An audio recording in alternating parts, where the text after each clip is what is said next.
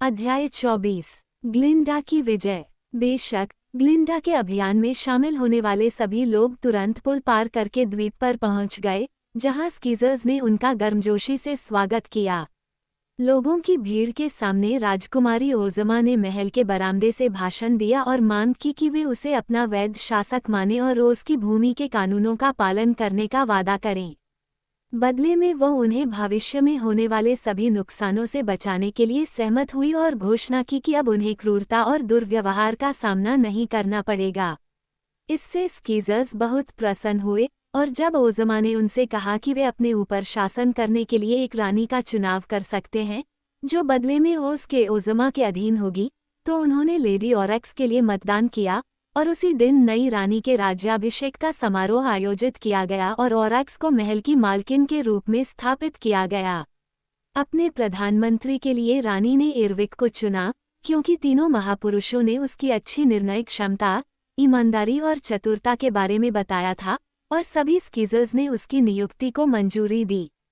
ग्लिंडा, जादूगर और सिद्धल लोग पुल पर खड़े हो गए और उन्होंने एक ऐसा मंत्र पढ़ा जिससे झील में पुनः पानी भर गया, और बिजुका और चिथड़े वाली लड़की महान गुंबद के शीर्ष पर चढ़ गए और उन्होंने उस कांच के शीशे को फिर से लगा दिया जिसे ग्लिंडा और उसके अनुयायियों को प्रवेश करने देने के लिए हटा दिया गया था। जब शाम हुई तो ओज़मा ने एक शानदार दावत तैयार करने का आदेश दिया, जिसमें हर स्कीजर को आमंत्रित किया गया। गांव को खूबसूरती से सजाया गया था और शानदार रोशनी की गई थी और लोगों की मुक्ति का जश्न मनाने के लिए देर रात तक संगीत और नृत्य होता रहा, क्योंकि स्कीजर न केवल झील के पानी से बल्कि अपनी पूर्व रानी की क्रूरता से भी मुक्त हो गए थे। अगली सुबह जब एमरल्ड सिटी के लोग प्रस्थान के लिए तैयार हो रहे थे तो रानी ऑरेक्स ने ओज़मा से कहा, अब मुझे अपने लोगों के लिए केवल एक ही बात का डर है, और वह है फ्लैटहेड्स के भयानक सूडिक की दुश्मनी। वो किसी भी समय यहाँ आ सकता है और हमें परेशान करने की कोशिश करते हैं, और मेरे स्कीजर्स शांतिपूर्ण लोग हैं और जंगली और स्वेच्छाचारी फ्लैटहेड्स से लड़ने में असमर्थ हैं। चिंता मत करो, ओज़मा ने आश्वस्त करते हुए कहा, हम अपने रास्ते में फ्लैटहेड्स के जादुई पहाड़ पर रुकना चाहते हैं और सूडिक को उसके कुकर्मों के लिए दंडित करना चाहते हैं।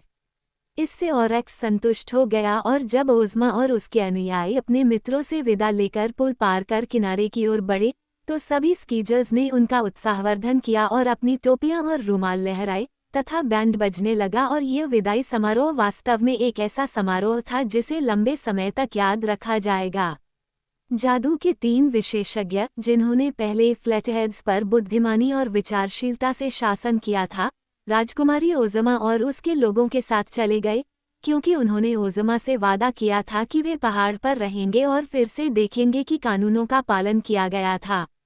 ग्लिंडा को जिज्ञासु फ्लैटहेड्स के बारे में सब कुछ बता दिया गया था और उसने जादूगर से परामर्श करके उन्हें अधिक बुद्धिमान और सहमत बनाने के लिए एक योजना बनाई थी। जब दल पहाड़ पर पहुंचा तो ओज़मा और डोरोथी ने उन्हें दिखाया कि अदृश्य दीवार को कैसे पार किया जाए, जिसे फ्लैटहेड्स ने एडेप्स के रूपांतरण के बाद बनाया था, और पहाड़ की चोटी तक जाने वाली ऊपर नीचे की सीढ़ी पर कैसे चढ़ना है। सूडिक ने पहाड़ के किनारे से पार्टी के आने को देखा था, और जब उसने देखा कि तीनों सीधा अपने प्राकृतिक रूप में आ गए हैं और अपने पुराने घर में वापस आ रहे हैं तो वह डर गया। उसे एहसास हुआ कि उसकी शक्ति जल्द ही खत्म हो जाएगी, और फिर भी उसने आखिरी दम तक लड़ने का फैसला किया। उसने सभी फ्लैटहेड्स को एक साथ बुलाया और उन्हें हथियार दिए, और उनसे कहा कि वे सीढ़ियों से ऊपर आने वाले सभी लोगों को गिरफ्तार करें और उन्हें पहाड़ के किनारे से नीचे मैदान में फेंक दें। लेकिन हालांकि वे सर्वोच्च तानाशाह से डरते थे, जिसने उन्हें धमकी दी थी कि अगर वे उसकी आज्ञा का पालन नहीं करेंगे तो वह उन्हें दंडित करेगा, जैसे ही उन्होंने 3 सिद्धों को देखा, उन्होंने अपने हथियार नीचे फेंक दिए और अपने पूर्व शासकों से उनकी रक्षा करने की भीख मांगी। तीनों सिद्धों ने उत्साहित फ्लैटहेड्स को आश्वस्त किया कि उन्हें डरने की कोई बात नहीं है। ये देखकर कि उसके लोगों ने विद्रोह कर दिया है, सूडिक भाग गया और छिपने की कोशिश की, लेकिन सिद्धों ने उसे ढूंढ लिया और उसे जेल में डाल दिया तथा उसके दिमाग के सभी डिब्बे उससे छीन लिए गए। सूडिक पर इस आसान विजय के बाद ग्लिंडा ने अपने योजना के बारे में एडेप्ट्स को बताया, जिसे ओज़मा ऑफ ओज़मा ने पहले ही मंजूरी दे दी थी, और वे खुशी खुशी इसके लिए सहमत हो गए। इसलिए अगले कुछ दिनों के दौरान महान जादूगरनी ने एक तरह से पहाड़ पर मौजूद हर फ्लैटहेड को बदल दिया। उन्हें एक एक करके लेते हुए उसने उनमें से प्रत्येक के मस्तिष्क के डिब्बे को खोला और उसमें से सामग्री को चपटे सिर पर फैला दिया, जिसके बाद अपनी जादू टोने की कला के माध्यम से उसने सिर को मस्तिष्क के ऊपर इस तरह से विकसित कर दिया जिस तरह से अधिकांश लोग उन्हें पहनते हैं, और इस प्रकार वे उसकी भूमि के अन्य निवासियों की तरह बुद्धिमान और अच्छे दिखने वाले बन गए।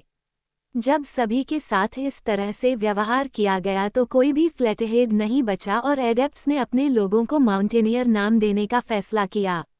ग्लिंडा की जादूगरी का एक अच्छा नतीजा ये था कि अब किसी को भी उसके दिमाग से वंचित नहीं किया जा सकता था और प्रत्येक व्यक्ति को ठीक वही हिस्सा मिलता था जिसका वह हकदार था। यहाँ तक कि सूडिक को भी उसके हिस्से का मस्तिष्क दे दिया गया और उसके चपटे सिर को अन्यों की तरह गोल बना दिया गया, लेकिन उसे आगे और अधिक शरारत करने की सारी शक्ति से वंचित कर दिया गया तथा सिद्धों की लगातार उस पर नज़र रखने के कारण उसे आज्ञाकारी और विनम्र बनने के लिए मजबूर किया गया। गोल्डन पिग, जो बिना दिमाग के सड़कों पर घुराता हुआ दौड़ता था, ग्लिंडा से मोहभंग हो गया और उसे महिला के रूप में दिमाग और गोल सिर दिया गया। सूडिक की यह पत्नी एक समय अपने दुष्ट पति से भी ज्यादा दुष्ट थी, लेकिन अब वह अपनी सारी दुष्टता भूल चुकी थी और उसके बाद वह एक अच्छी महिला बनने वाली थी। ये सभी कार्य संतोषजनक ढंग से संपन्न हो जाने पर राजकुमारी ओज़मा और उसके लोगों ने तीनों सिद्धों को विदाई दी और उनके दिलचस्प साहसिक कारनामों से प्रसन्न होकर एमरल्ड सिटी के लिए प्रस्थान किया। वे उसी सड़क से वापस लौटे जिस पर ओज़मा और डोरोथी आए थे और सॉहज और रेड वैगन को वहीं छोड़ने के लिए रुके। मुझे बहुत खुशी है कि मैं इन लोगों से मिलने गई, राजकुमारी ओज़मा ने कहा, क्योंकि मैंने न केवल उनके बीच आगे कोई युद्ध होने से रोका, बल्कि वे सूडिक और कुइयो के शासन से मुक्त हो गए हैं और अब ओज़ की भूमि के खुश और वफादार नागरिक हैं, जो साबित करता है कि अपना कर्तव्य करना हमेशा बुद्धिमानी है, भले ही वो कर्तव्य कितना भी अप्रिय क्यों न लगे।